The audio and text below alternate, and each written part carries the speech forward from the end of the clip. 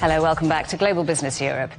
Back now to our main story, and as delegates gather for COP29 in Baku to implore the world to lower emissions, the past 4 years has seen a boom in private aviation. As a relatively small number of rich people spend more and more time flying, the amount of carbon they release is rising dramatically. Between 2019 and 2023, the number of private flights rose to more than 4 million a year, increasing CO2 emissions from private aviation by nearly 50%. In 2023, private flights produced a total of 15.6 million tonnes of CO2. That still only equates to about 1.8% of the total carbon emissions produced by commercial aviation in that year. But only 0.003% of the world's population uses private jets, making them the most polluting form of transport per capita. Data has also shown that some private jets are being used like taxis, with nearly 1 million flights a year taken for journeys of less than 50 kilometres. Well, let's talk now to Kingsmill Bond energy strategist at the Rocky Mountain Institute. Good to see you again. Welcome back to the programme. So in reality here, we are talking about a vanishingly small number of people actually using private jets. Are these increased emissions something we should be worried about? Well, they are, because in most other areas of the energy system, actually emissions are falling. But in this area specifically, they've grown by, as you just said, nearly 50% in just 4 years. So the fact they're growing so quickly is certainly cause for concern. Let's talk about COP. That's underway today. Plenty of people championing the climate known to use private jets to actually get to this event. This looks rather like something like a case of do as I say, not do as I do.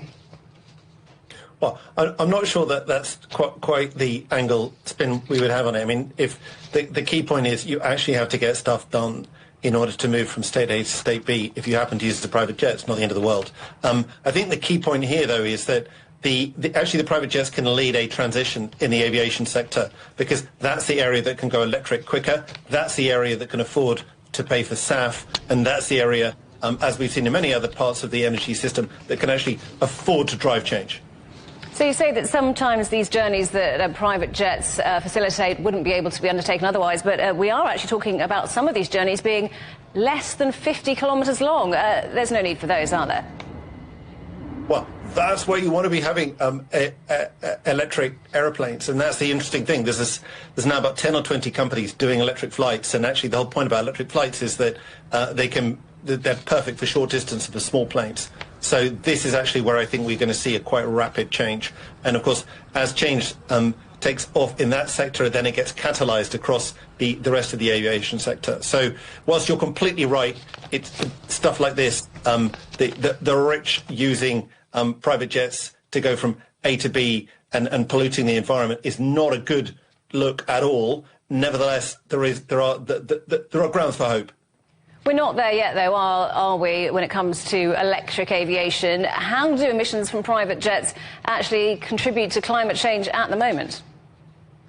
So, as you just said, emissions from private jets are 2% of aviation emissions. In turn, aviation emissions are around 2.5% of total emissions.